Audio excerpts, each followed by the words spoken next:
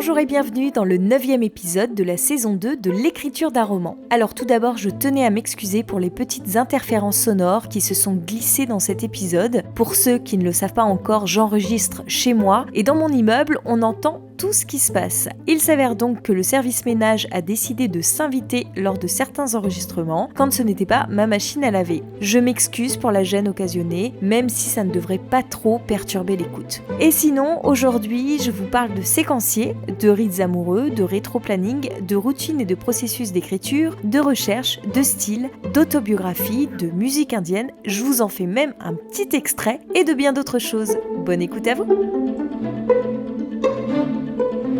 Le lundi 1er février 2021. Je continue à travailler sur mon séquencier. Je ne me suis pas encore remise à l'écriture du corps de mon texte à proprement parler. Je suis en train de relire tout mon séquencier, voir s'il n'y a pas de choses illogiques, d'incohérences, et pour mieux aussi situer le placement des scénettes que j'ai toujours gardées, même si elles ne correspondent plus à la même chose qu'avant. Et comme elles ont une certaine logique dans la cohérence de cette nouvelle histoire, il faut que toutes aient cette même logique. Donc je suis en train de travailler là-dessus, voir s'il n'en manque pas, s'il ne faudrait pas que j'en réécrive d'autres, et puis peut-être pour certaines qu'elles n'aient pas leur place dans ce nouveau texte. Bon, là, normalement, je devrais avoir fini ce travail demain. Je pensais même le finir aujourd'hui, mais finalement, ça n'a pas été possible. Mais bon, là, il me reste encore 7 pages de séquencier. Normalement, ça va assez vite. Tout se met à peu près en place assez logiquement. Les quelques scènes que je voulais absolument réintroduire dans le texte ont retrouvé une place. Maintenant, de celles qui restent, aucune me semble vraiment indispensable au fil du récit. Je devrais avoir terminé ce travail demain. J'espère, parce que j'aimerais bien réattaquer l'écriture de mon texte avec tous ces nouveaux paramètres. J'aurai l'impression d'avancer de manière plus concrète, même si là, j'ai fait une sacrée avancée. Mais le fait de réattaquer l'écriture de mon texte me permettra de voir à quel point ça va être compliqué ou non de faire cette réécriture. Parce que là, pour l'instant, c'est un peu de la théorie, en fait. J'attends de rentrer dans la pratique pour me rendre compte de la masse de travail qu'il me reste encore à faire. Le mardi 2 février 2021. Je suis super contente, je viens d'avoir une trop bonne idée par rapport à la fin de mon livre qui expliquerait plein de choses. Je ne sais pas encore si j'ai envie de l'exploiter parce qu'en même temps ça donne une vision que je n'ai pas forcément envie de donner du rite amoureux autour duquel se passe toute mon histoire. Mais par contre, ça peut être vraiment intéressant à l'exploiter pour faire comprendre en fait tout le mécanisme d'Olivia. Je vais quand même voir si je mets pas ça en place. Et donc là, ça y est, j'ai relu tout mon séquencier, ça a l'air de fonctionner comme ça. J'ai replacé toutes les scénettes qui ont maintenant une place tout à fait légitime là où elles se trouvent dans le texte. J'en ai rajouté quelques-unes qui pour l'instant n'avaient pas leur place. Il y en a une que j'ai enlevée parce qu'elle n'a plus vraiment sa place. Enfin, voilà, j'ai un petit peu ajusté tout ça. Et donc maintenant, je vais reprendre mon texte à proprement parler. Je suis super excitée. Donc là, on va passer à la version 23. Et là, je vais commencer par replacer les scènes dans l'ordre, en supprimant toutes celles qui n'ont plus lieu d'être. Donc là, ça va être un peu un jeu de puzzle, en remettant toutes les pièces dans l'ordre pour avoir la trame. Donc mon livre est écrit quasiment, il me manque quelques scènes, mais très très peu, la plupart sont déjà écrites. Maintenant il faut que je les modifie pour qu'elles s'adaptent à cette nouvelle trame. Mais a priori là, j'ai quelque chose qui se tient et ça me plaît. Je regrette même pas d'avoir changé toute la fin de mon livre, qui ne correspond mais alors plus du tout à ce qu'elle était auparavant. Ça me rend même pas triste, parce que la nouvelle fin me plaît tout autant. Si ce n'est pas plus, parce que quelque part, elle est peut-être plus logique par rapport à l'histoire que j'avais envie de raconter. Donc ouais, non, je suis hyper contente. Là, ça y est, je pars sur le travail concret sur le manuscrit.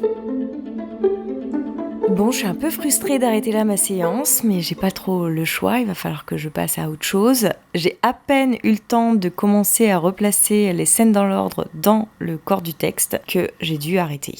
On reprendra le travail demain. Donc si je fais un petit récapitulatif des choses que je vais avoir à faire dans les prochains jours ou voire les prochaines semaines, j'espère qu'à la fin de cette semaine, j'aurai replacé toutes les scènes dans l'ordre de mon manuscrit pour avoir vraiment ma trame finale. Et j'espère pouvoir entamer la réécriture à partir de la semaine prochaine, voire même à partir de samedi ou dimanche. Cette réécriture peut peut-être me prendre tout le mois de février, voire jusqu'à mi-mars, voire dans les cas extrêmes fin mars.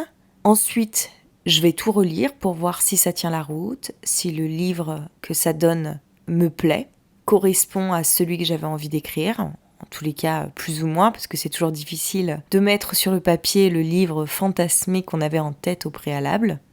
Mais bon, j'ai eu le temps de m'habituer à l'idée que ça serait pas exactement ce que j'avais en tête, depuis le temps que je travaille dessus. Le fantasme de mon livre est plus celui qu'il était auparavant. Et donc, si je relis, peut-être que ça va me prendre... la relecture, à proprement parler, ça peut me prendre entre 1 ou 2 semaines, en fonction du temps que je peux y consacrer. Donc ça nous mène à mi-avril. Après, je fais encore les dernières corrections jusqu'à fin avril. Et donc à partir de mai, je peux commencer à préparer des dossiers pour l'envoyer en maison d'édition. Et peut-être qu'à partir de juin, je pourrais commencer à envoyer en maison d'édition. Bon là, c'est vraiment un planning tout à fait imaginé, mais...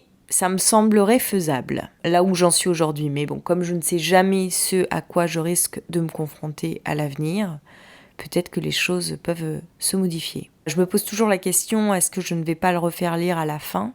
Mais d'un autre côté, le refaire lire, ça veut dire encore le modifier. Et à un moment, il faut que j'arrive à me contenter de la version que j'ai. Si ça correspond à peu près au livre que j'avais envie d'écrire, qu'il est bien construit, qu'il semble former un tout unitaire et homogène, je pense qu'il faut que je m'en contente. Ça fait bien assez longtemps que je travaille sur ce livre et puis après, advienne que pourra. Là, avec la trame que j'ai mise en place dans mon séquencier, j'ai l'impression d'arriver vers un tout beaucoup plus homogène qui se tient beaucoup mieux qu'auparavant, qui s'éparpille plus dans tous les sens, comme si mon propos était condensé.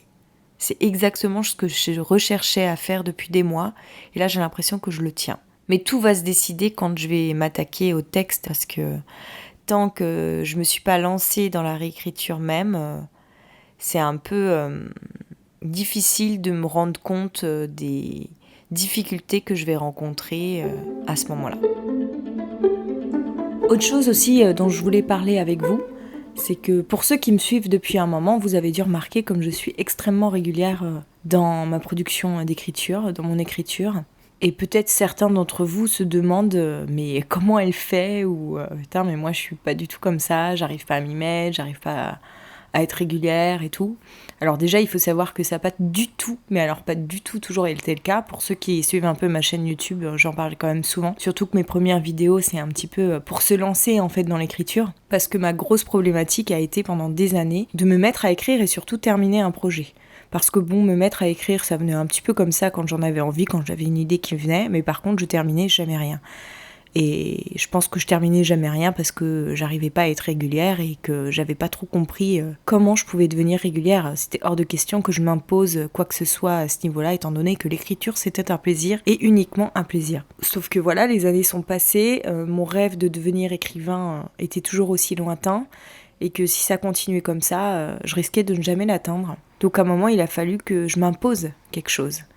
Sauf que j'arrivais pas à trouver du temps pour écrire. Soit j'étais au chômage et j'étais pas inspirée, soit je travaillais et j'étais fatiguée. Donc en fait, il n'y avait jamais de bon moment pour écrire. Et c'est ce que je vous explique dans une de mes vidéos, je sais plus trop laquelle, mais en gros, à un moment, moi je pensais que j'étais plutôt du soir. Mais en fait, quand je rentrais du boulot, j'étais explosée. En fait, c'est comme j'ai commencé à me lever 1 heure plus tôt avant d'aller au travail et que j'ai consacré cette heure-là à l'écriture, pas forcément très régulièrement au début, que j'ai commencé à mettre ma routine en place et que les choses sont allées d'elles-mêmes. Mais j'ai vraiment fait ça petit à petit sans rien m'imposer au début. Je me suis dit, je vais tester. C'était en forme de test, sauf que ça m'a tellement plu. Moi qui me pensais du soir, je me suis découverte du matin et j'adore. Parce que quand je me lève à 6h, il faut savoir que quand j'arrive à 13-14h, j'ai quasiment fini ma journée. Dans le sens que j'ai déjà énormément travaillé, parce que je considère que mon travail d'écriture, ça fait partie aussi de ma journée de travail. Et donc en gros, je me lève et puis là c'est un petit plaisir, un petit plus dernièrement, c'est que depuis que j'ai un ordinateur portable, j'écris dans mon lit. Et alors c'est vrai que c'est pas très bon pour le dos, on dit que c'est pas non plus très bon pour la concentration parce qu'on n'est pas dans la meilleure position pour écrire, mais j'adore tellement de pouvoir écrire dans mon lit. Donc je vous avoue, je me lève à 6h, je me fais un café, parce que ça c'est un petit peu ma drogue d'écriture aussi, et le temps de le préparer, je commence entre 6h et 6h30, et j'écris jusqu'à 8h30. Parfois je pousse jusqu'à 9h, mais bon, j'essaye d'éviter parce que le but c'est de pouvoir commencer ma journée de travail, ma journée de freelance et de créatrice de contenu à 9h. Ça empiète pas trop sur ma journée, puis bah voilà, je sais que mon écriture je l'ai fait. Et c'est devenu tellement inhérent à mon quotidien, tellement un besoin fondamental qu'il ne passe pas un jour sans que je n'écrive, même le week-end. Alors maintenant, c'est vrai que si je pars en week-end ou que je me suis couchée un peu tard la veille parce que je suis sortie ou parce qu'on a eu des invités ou ce genre de choses, bon bah ça peut m'arriver de louper une journée, voire deux. Puis parfois aussi quand je suis en vacances, quand je suis pas chez moi, quand tout ça, j'ai pas forcément tout le temps la possibilité de conserver cette routine, mais elle est ancrée en moi. J'ai l'impression que plus rien pourra me faire changer, sauf si, bon, j'ai des enfants ou que, je sais pas, je vois pas ce qui pourrait changer d'autre à part le fait que j'ai des enfants. Ou si je trouve un travail à partir de 6h du matin, quoi. Là, je vais pas me lever à 4h pour écrire, c'est évident. Mais voilà, ça s'est mis en place tout doucement et moi, je peux que vous conseiller de trouver votre rythme à vous, en fait. Essayez de tester des choses, qu'est-ce qui vous convient sur la durée, même si vous êtes persuadé que vous fonctionnez comme ça, et si ça marche pas, c'est que peut-être vous pouvez fonctionner autrement. Parce que moi je pensais au début que j'étais du soir, sauf que quand je rentrais du travail le soir, j'étais explosée, j'avais vraiment aucune envie de me mettre à écrire. Enfin, c'est pas que j'en avais pas envie, si j'en avais envie, mais j'étais trop fatiguée, j'avais pas la force. Puis l'écriture, ça demande quand même de l'énergie, donc si c'est pour écrire que des choses pourries, mieux vaut ne rien écrire du tout. Au lieu de me dire que peut-être c'était pas le meilleur moment pour moi, je me culpabilisais en me disant en fait tu vois, t'es pas du tout assez motivée. Puis pareil, quand je me retrouvais au chômage et que j'étais là, là ça y est, j'ai tout mon temps pour écrire, j'étais pas inspirée. Oui, il se passait rien dans mes journées, donc je risquais pas d'être inspirée. J'étais pas non plus dans une dynamique très nourrissante du point de vue créatif. Parce que c'est ça aussi, il faut aussi se mettre dans une bulle qui nous nourrit intellectuellement, parlant. Quand on lit des livres, ne pas seulement les lire de manière passive, mais prendre des notes, comprendre qu'est-ce qui marche pas, qu'est-ce qui me plaît, qu'est-ce qui me plaît pas, aiguiser notre regard critique et toujours sans cesse chercher de la nourriture qui va nourrir notre créativité. Et ça, je l'ai compris assez récemment, parce que là, ça fait quand même un petit moment que je n'ai plus de travail salarié. Pendant toute une période, j'ai juste été au chômage en me consacrant uniquement à l'écriture. Si vous avez suivi un peu les podcasts des derniers mois, vous avez dû voir que tout cet été, j'étais un peu 100% l'écriture de mon roman et je faisais pas autre chose à côté. Et c'est la première fois de ma vie que j'arrivais à rester dans cette dynamique quotidienne, permanente, à raison de plusieurs heures par jour, pas simplement 1 ou 2 heures par-ci par-là. Et aujourd'hui, c'est comme ça tous les jours. Limite, j'ai même plus envie de me reposer. Alors, j'essaye d'être à l'écoute de mon corps. De toute façon, je suis pas quelqu'un qui risque de tomber en burn-out. Je suis trop attentive à mes besoins, depuis toujours en fait. Tous les boulots que j'ai fait attention à comment j'étais moralement parlant, physiquement parlant. Si un jour je tombe en burn-out, c'est que je me plante complètement sur moi, mais je pense que c'est quelque chose qui peut pas m'arriver. Tout ça pour dire qu'aujourd'hui, même les jours où il s'agit de se reposer, j'en ressens pas vraiment le besoin. Le mercredi 3 février 2021. Aujourd'hui, j'ai commencé à remettre dans l'ordre toutes les scènes dans ma nouvelle version, dans la version 23 de mon roman. Bon, c'est le bordel, c'est un sacré chantier. Je pense que je vais avoir du travail de réécriture derrière tout ça. Mais bon, ça m'aide vachement d'avoir mon séquencier, d'avoir ma liste des scènes. Du coup, je sais exactement dans quel ordre les remettre, quelles scènes je dois supprimer, tout ça. Donc, j'ai pas terminé. Je pensais que j'aurais fait ça en une journée, mais en fait, c'est assez long comme procédé. Donc là, j'en suis à la page 123 sur 255, il me semble.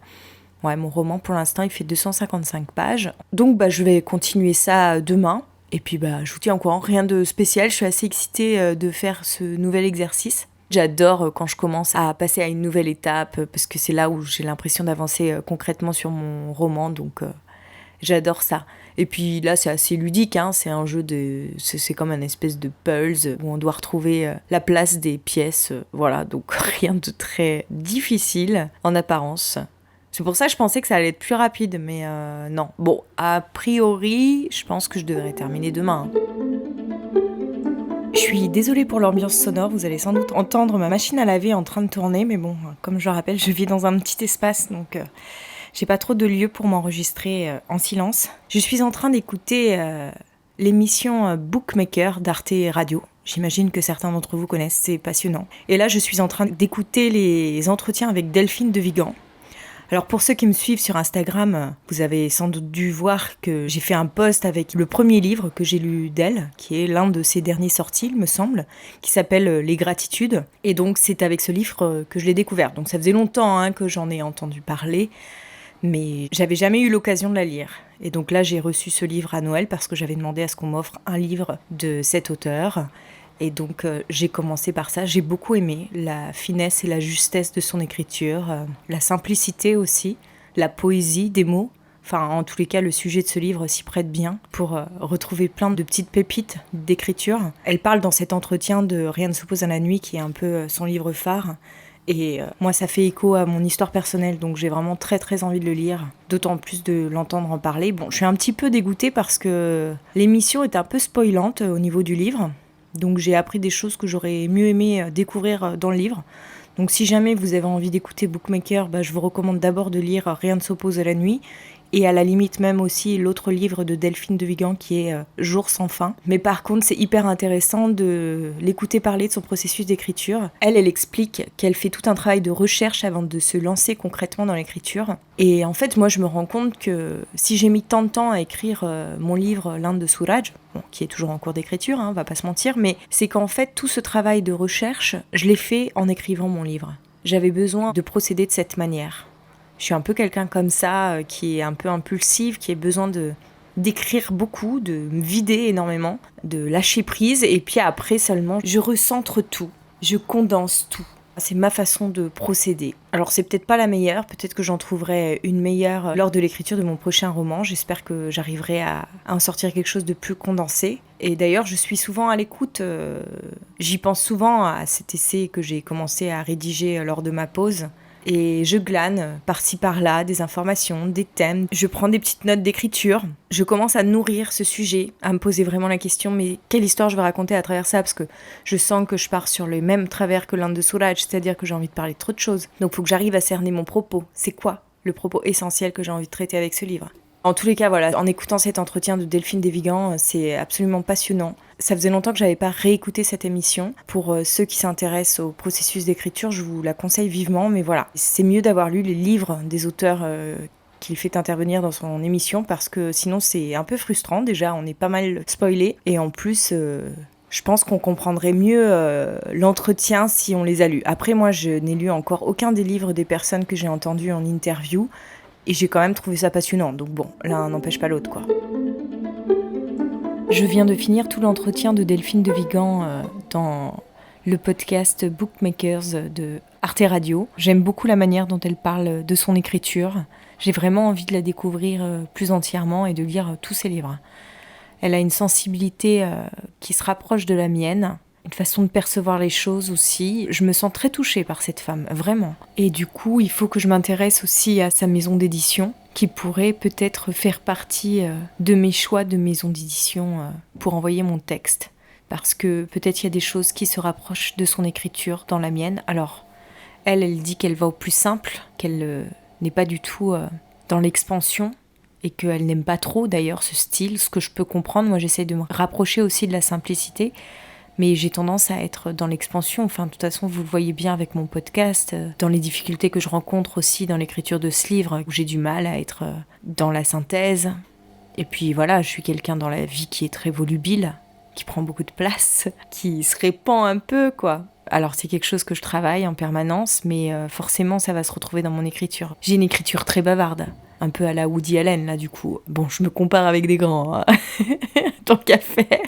Au niveau des thèmes que j'aborde, au niveau du regard que je peux porter sur le monde, il peut y avoir certaines choses qui se ressemblent, je pense. Enfin, il faut que je la lise un peu plus avant d'affirmer ce genre de choses, mais de ce que j'ai pu lire dans les gratitudes, ça m'a beaucoup parlé, beaucoup touché, ému. Je continue à écouter le podcast Bookmaker de Arte Radio, et là j'en suis à l'entretien de Tristan Garcia, qui est un auteur que je ne connais absolument pas.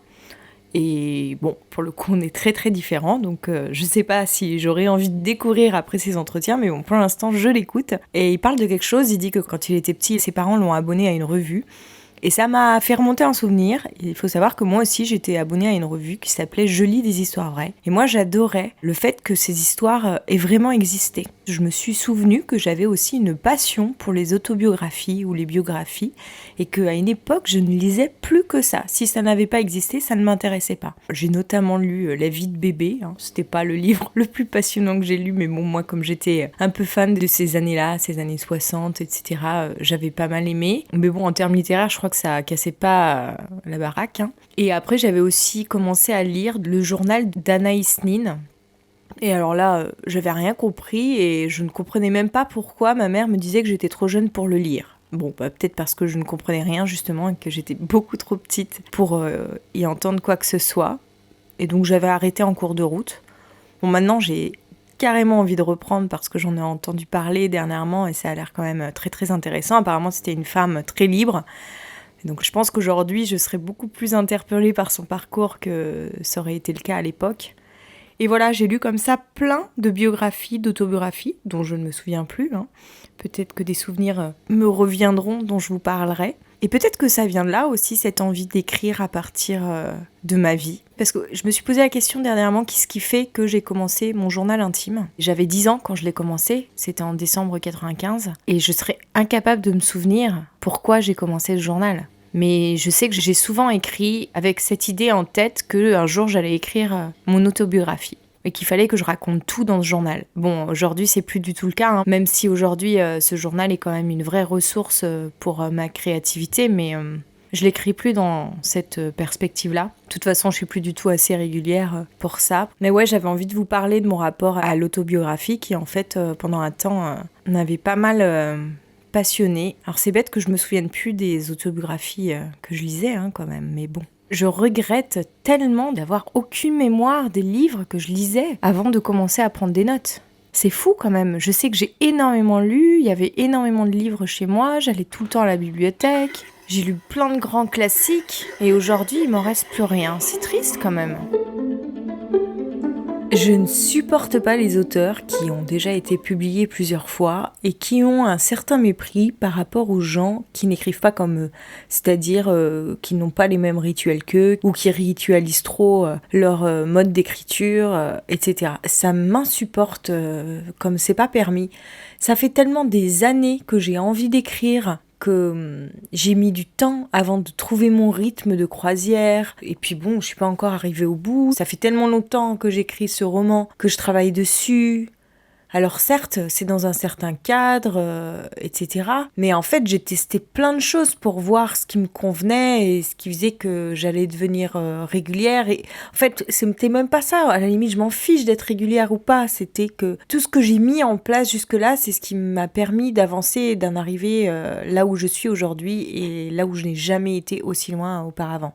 Et il m'a fallu tellement de temps pour en arriver là, tellement d'essais, tellement de prises de tête et tout, que je trouve ça un peu gonflé quand on a été publié de mépriser ceux qui ne font pas pareil que nous. Enfin, chacun est différent. Toutes les manières d'écrire ne correspondent pas à tout le monde. Et là, j'écoutais l'entretien d'un auteur qui a énormément publié, je crois 15 livres sur les 13 dernières années, ce qui est juste une production énorme, genre de choses qui m'arrivera jamais. Alors déjà, on dirait que c'est un auteur qui a quand même une intelligence un petit peu au-dessus de la moyenne, donc déjà, il a des capacités de départ qui sont sans doute bien supérieures aux miennes.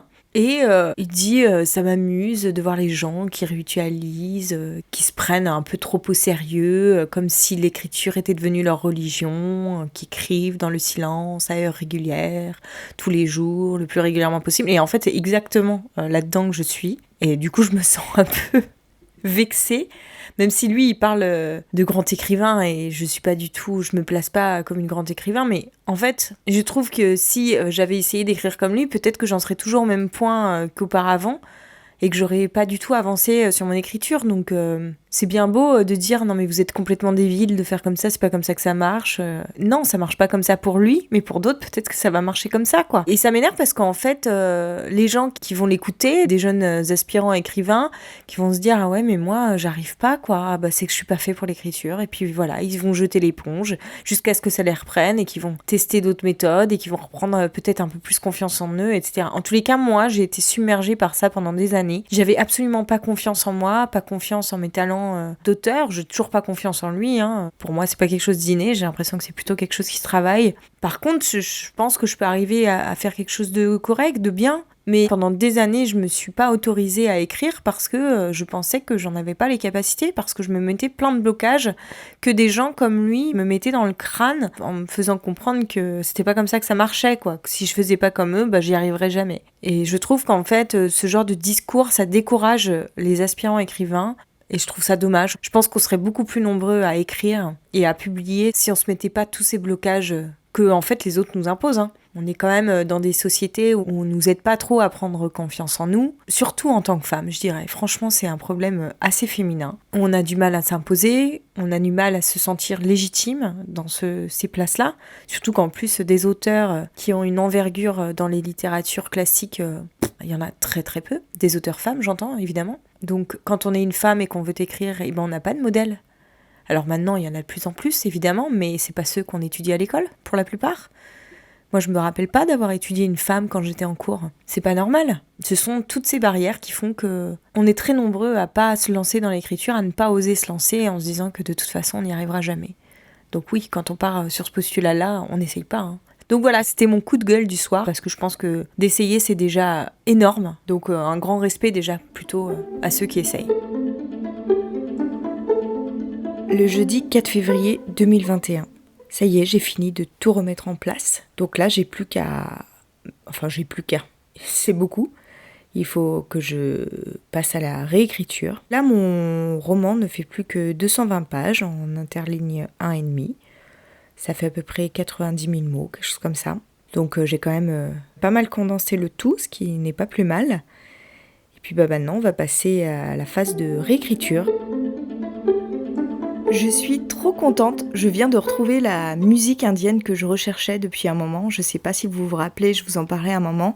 Je voulais mettre une bande son un petit peu dans mon livre, parce qu'à un moment j'ai un personnage qui chante une chanson et donc on m'en avait donné la traduction et je trouvais que ça allait bien dans le contexte de mon livre. Et donc plutôt que de donner la traduction propre dans le corps du texte, j'aurais aimé mettre les paroles de cette chanson. Et donc je la cherchais depuis des mois, sauf que j'en avais que la traduction anglaise, alors que c'est une chanson hindi. Et là, je suis retombée sur l'enregistrement que j'avais fait quand j'étais en Inde de cette chanson.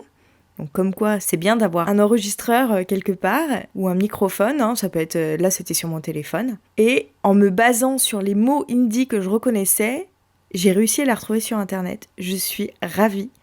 Et donc, je vais vous en faire un petit extrait. Suno na sang marmar ki hai minare kuch bhi nahi hai aaj tumhare. Voilà, bon, je vous fais pas toute la chanson, je vais épargner vos oreilles.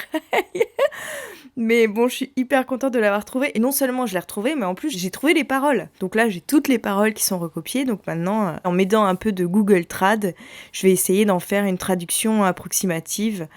Et puis voir si ça va bien dans le corps du texte à ce moment-là ou pas. Alors d'après la traduction qu'on m'en avait fait sur place quand j'étais là-bas, oui. Maintenant, faut voir concrètement, en ayant les paroles, si c'est vraiment le cas. Parce que des fois, j'avais un peu des traductions approximatives, hein. Donc, on va voir, mais je suis hyper contente, je pensais pas que j'allais y arriver. Donc, c'est une petite avancée qui va peut-être ajouter un petit peu de poésie dans mon texte. Bon, après, c'est pas de la grande musique indienne, hein, c'est tiré d'un film de Bollywood, mais en fait, c'est ce que les gens connaissent là-bas, c'est ce que les gens chantent. Donc ça fait partie de la culture populaire indienne et je pense que c'est important d'en parler. On va s'arrêter là pour aujourd'hui, j'espère que l'épisode vous a plu, j'imagine que si vous êtes arrivé jusque-là, c'est sans doute que oui, alors si c'est le cas, on se retrouve dès vendredi prochain. En attendant, je vous annonce qu'une nouvelle vidéo conseil d'écriture sera disponible dès ce samedi 14h sur ma chaîne YouTube, Aurélia se raconte, dans laquelle je vous parlerai du premier jet. N'hésitez pas à me faire vos retours via les commentaires ou via Instagram @AuréliaHorner. Et si vous avez des sujets à me suggérer, je suis toute oui. Merci encore pour votre écoute. Bon week-end à vous et à bientôt.